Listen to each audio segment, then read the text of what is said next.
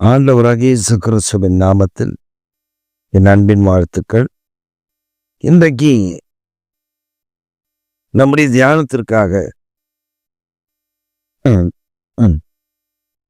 நாம் தெரிந்து கொள்கிற வேத வசனம் சங்கீதங்களின் புஸ்தகம் 19ஆம் சங்கீதம் 7ஆம் திருவசனம். கர்த்தருடைய வேதம் குறைவற்றதும் ஆத்மாவை உயிர்ப்பிக்கிறதுமா இருக்கிறது. கர்த்தருடைய சாட்சி சத்தியமும் வேதியை ஞானியமாக்கி சிறதி. கர்த்தருடைய வேதம் குறைவற்றதும் ஆத்மாவை உயிர்ப்பிக்கிறதுமாய் இருக்கிறது. அவருடைய சாட்சி சத்தியம், பேதையை ஞானியமாக்குறது. இன்றைக்கு நம்ம தேவையான ஒரு வார்த்தை தான், கர்த்தருடைய வேதம் குறைவற்றது, அது ஆத்துமாவை உயிர்ப்பிக்கிறது. நம்ம வேத வசனங்களை வச்சுதான் ஜெபிக்கும் பொழுதுதான் சகல நன்மைகளையும் திருப்பிக் கொள்ள முடியும்.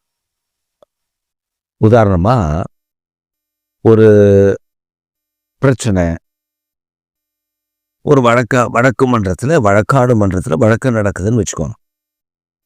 அந்த வழக்காடு மன்றத்துல போய் எனக்கு தெரிந்த காரியங்கள் எல்லாம் சொன்னா அவங்க ஏற்றுக்கொள்ள மாட்டாங்க. அப்ப நான் என்ன செய்யணும்? இந்த வழக்காடு மன்றத்துல அவர்களுக்கு தெரிந்திருக்கிறபடி வழக்கின் போக்குக்கு ஏற்றபடி அந்த வழக்கு வியாஜத்தை அறிந்து அதற்கான சட்டங்களை சொல்லி, இந்த சட்டம் இப்படி சொல்லுகிறது, அவர் இந்த அநியாயத்தை செய்திருக்கிறார் என்று சொன்னால் அதுல ஒரு ஜெயத்தை காண முடியும்.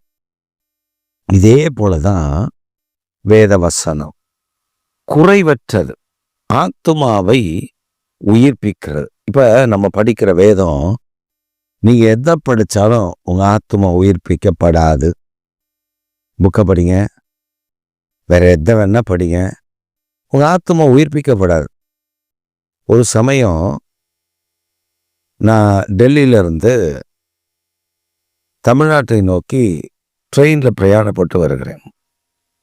அப்ப குவாலியர் அருகே ஒரு தாயும் ஒரு மகளும் எங்க கம்பார்ட்மெண்ட்ல ஏறினார்கள். அவங்க யாருன்னா, ஒரு மிலிட்ரி ஆபீசருடைய மனைவியும் மகளும்.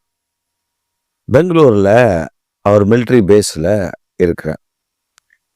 இவங்களுக்கு தேவையான மளிகை பொருட்கள் என்ன போன்ற காரியங்கள் இவங்க சொந்த ஒரு குவாலியர், அங்கதான் கிடைக்கும். அதனால அங்கிருந்து வாங்கிக்கிட்டு ரெகுலரா இப்படி வந்துட்டு போயிடுவாங்க போல. ஒரு 2 நாள் நேரம் எடுத்து இங்க அவங்க பாட்டி வீட்டுக்கு வந்து எல்லாத்தையும் வாங்கி எடுத்துட்டு அவங்க மறுபடியும் ட்ரெயின் ஏறி போயிடுறாங்க. ஈவினிங்லாம் போயிட்டாங்க.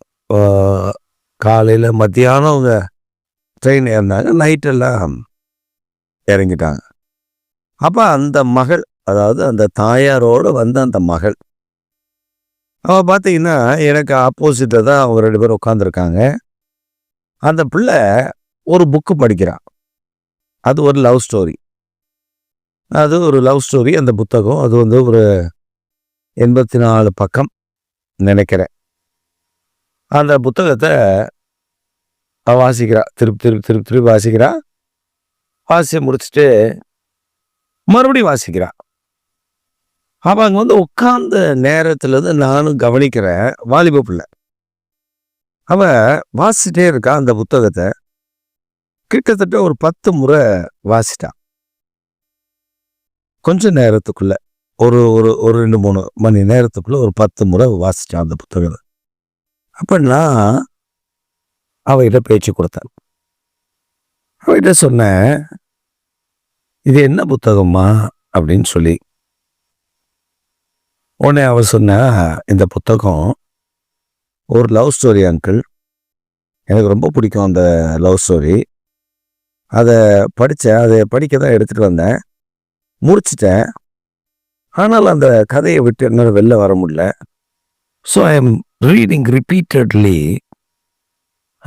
இட் என்கரேஜஸ் மீ அப்படின்னா. அதாவது அது அவளை உற்சாகப்படுத்துதுன்னு சொல்றா. நான் இப்போ அவளை பார்த்து சிரிச்சுட்டே சொன்னேன், சரி, நீ படிக்கிறத எப்படி படிப்ப? அவசரம், I am very fast uncle. If you give like this book, இந்த மாதிரி புத்தகத்தை போல ஒரு புக்கை என்கிட்ட கொடுத்தீங்கன்னா, I will finish it in some minutes. சில நிமிடத்துக்குள்ள நான் அதை படித்து முடிச்சிருவேன். நான் ரொம்ப நேரம்லாம் எடுக்க மாட்டேன் அப்படின்னு சொன்னேன். சரிம்மா, நீ அவ்வளோ திறமையான ஆளா அப்படின்னு கேட்டேன். Yes, I am very very intelligent அப்படின்னா. அவங்க அம்மா இவன் என்கிட்ட பேசுறதை பார்த்து அந்த அம்மாவுக்கு அப்படி கெத்து சிரிக்குது, அப்படி கம்பீரமா என் பொண்ணு அப்படின்னு உட்காந்துருக்கு. அப்போ நான் சொன்னேன், சரி உனக்கு எனக்கு ஒரு போட்டி. அது சொல்லிச்சு, yes I am ready to do that அப்படின்னு. அப்போ நான் சொன்னேன், படிக்கிறதில்ல. ஓகே ஓகே அங்கிள், படிக்கல. நான் என்கிட்ட இருந்த ஆங்கில வேதாகமத்தை எடுத்தேன். ஒரு ஆங்கில வேதாகமத்தை நான் கையில் வச்சுருந்தேன். ஏன்னா அங்கே டெல்லியில் பிரசங்கம் பண்ணுறதுக்கு மற்றதுக்கு தேவைப்படும் அப்படின்னு சொல்லி அதை எடுத்துகிட்டு போயிருந்தேன். அதனால் அந்த ஆங்கில வேதாகமத்தை அங்கே வச்சுருந்து அந்த பிள்ளைகிட்ட சொன்னேன், இப்போ நான் ஒரு காரியத்தை, ஒரு பேசேஜை நான் உங்ககிட்ட தரேன், அதை நீ எத்தனை நிமிஷத்தில் வாசிக்கிறேன்னு பார்ப்போம். அது சொல்லிச்சு, பெரிய பெரிய புத்தகம்லாம் அப்படி சில நிமிஷத்தில் அப்படி போயிடும். நான் சொன்னேன், ரொம்ப இல்லைம்மா, ஒரு 6 verses, அதாவது 6 வார்த்தைகள் கொண்டது. அப்போ அந்த பிள்ளை கேட்டா, ஷோமி அங்கிள் அப்படின்னா. நான் உடனே பைபிளை திறந்து சங்கீதம் 23 அவ கையில் கொடுத்து நான் சொன்னேன், இந்த வசனம் இருக்குல்ல, ஃப்ரம் 1 to 6, தட்ஸ் ஆல், இதை நீங்கள் வாசிக்கணும். எவ்வளோ நேரத்தில் வாசிக்கிறீங்கன்றதை நான் கணக்கு பண்ணுவேன்.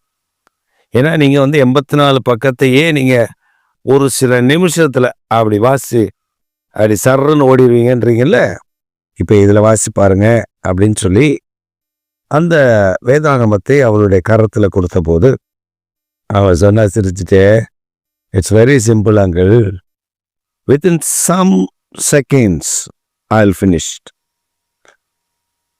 Some seconds. அவர் சொன்னார், சில நொட்டிகள் தான், நான் படிக்க என்ன முடியாதா அப்படின்னு எடுத்து வச்சு வாசிக்க ஆரம்பித்தா. நான் சொன்னேன், okay let us start, your countdown starts நவுன்னு சொல்லி அவளுக்கு ஒரு விளையாட்டை போலவே அந்த வேதத்தினுடைய மகத்துவம் என்ன என்பதை சொல்லி கொடுக்க ஆரம்பித்தேன். அவள் வாசா, அந்த பிள்ளை வாசிக்கிறா. 6 வசனம் தான், நேரம் ஓடுகிறது, 12 நிமிடம் ஆச்சு, 15 நிமிடம் ஆச்சு. she cannot complete that word. அவளால் அந்த வார்த்தையை படித்து முடியவில்லை. நான் 15 நிமிஷம் ஆன உடனே சொன்னேன், ஓகே லெட் அஸ் ஸ்டாப். இப்போ எத்தனை படிச்சிருக்க அப்படின்னு சொன்னோடனே அவ சொன்னா, நான் இப்போ தான் 5th verse வர்றேன். அப்போ நான் கேட்டேன், what is the different between that book and this book? நீ அந்த புத்தகத்துக்கும் இந்த புத்தகத்துக்கு என்ன வித்தியாசம்? Can you tell me that? என்கிட்ட நீ அதை சொல்ல முடியுமா அப்படின்னு நான் கேட்டப்ப அவன் முகம் அப்படியே மாறுச்சு. அவன் முகம் மாறி அவன் முகத்துல கண்ணில் கண்ணீர் ததும்புச்சு.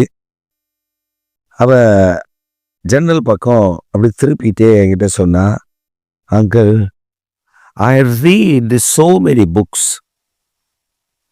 so many stories, so many historical books, so many geographical books, but this one is different. நான் பல புத்தகங்களை வாசித்திருக்கேன், ஆனால் இது ரொம்ப வித்தியாசம். I cannot move from one word to another. ஒரு வார்த்தையிலிருந்து நான் அடுத்த வார்த்தைக்கு என்னால் கடந்து போக முடியவில்லை. காரணம், it speaks to me. அது என்னோடு பேசுகிறது. அந்த வார்த்தை ஏதோ நான் வாசிக்கும் பொழுது எனக்கு உள்ளில் ஏதோ செய்கிறது, ஏதோ நடப்பிக்கிறது, ஏதோ காரியத்தை தூண்டிவிடுகிறது. சொன்னேன், can you feel the difference? Yes uncle, sure, I'll feel that difference. நான் அதை நிச்சயமா அந்த மாற்றத்தை உணர்கிறேன் மற்ற புத்தகத்தை போல அல்ல. இந்த புத்தகம் அப்படி இருக்கிறது. அப்பதான் நான் சொன்னேன், இது பைபிள். ஆமா, நான் கேள்விப்பட்டிருக்கேன், இதுதான் பைபிள். அப்ப இந்த பைபிள் இதுதான் பரமேஸ்வர்க்கு கிதாப். அதாவது பரமேஸ்வர்னா சர்வ வல்லமையுடைய தேவனுடைய புத்தகம். அப்ப இந்த புத்தகத்துல நீ வாசிக்கும் பொழுது அது உன்னை உயிர்ப்பிக்கும். குறைவற்றது, அது ஆத்துமாவை உயிர்ப்பிக்கிறது. அப்போ அந்த பிள்ளைக்கு ஒரே சந்தோஷம். நான் கேட்டேன், உங்ககிட்ட பைபிள் இருக்கா? இல்லை அங்கிள், என்கிட்ட பைபிள் இல்லை. ஆனால் எங்கள் வீட்டுக்கு பக்கத்தில் இப்படி ஜெபிக்கிற ஒருவர் இருக்கிறார், அங்கிள் இருக்காங்க. அவங்க வீட்டில் நிறைய பைபிள் இருக்கு. எனக்கு கூட பைபிள் கொடுப்பாங்க. எனக்கு அது மேலாம் விருப்பம் இல்லை, நான் படித்தது இல்லைல்ல. அதனால் வாங்கி அவங்க வீட்டில் வச்சுருக்கேன். ஒரு இடத்துல இருக்கு. அவங்க சொன்னாங்க, எப்போ வேணா உனக்கு அதான் அந்த பைபிள் எடுத்துக்கலான்னு இருக்காங்க. நான் போய் அந்த பைபிளை எடுத்து வாசிக்கிறேன் பாருங்களேன், இனிமே நான் வாசிக்க ஆரம்பிச்சிடுவேன்ல அப்படி என்று சொன்னார். அப்போ பாருங்க, ஆத்துமாவை ஒரு வசனம்தான், சங்கீதம் என்கிற ஒரு சங்கீதம் தான், but it duchess our heart. அவ இருதயத்தை அது தொட்டது. அதனாலதான் பிரியமானவர்களே, வேதம் குறைவற்றது, நம்முடைய ஆத்துமாவை உயிர்ப்பிக்கிறது. It ரினீவ் our soul. அது உயிர்ப்பிக்கிற வல்லமை கொண்டது, அது உயிரடைய செய்கிறது. அதனால் இந்த காலை வேளையில் வார்த்தையின் மேல் நம்பிக்கை வையுங்கள், விசுவாசியுங்கள், அதை பற்றி கொள்ளுங்கள், சந்தேகப்படாமல் விசுவாசியுங்கள். அது உங்கள் ஆத்துமாவை உயிர்ப்பிக்கும். ஆமென்.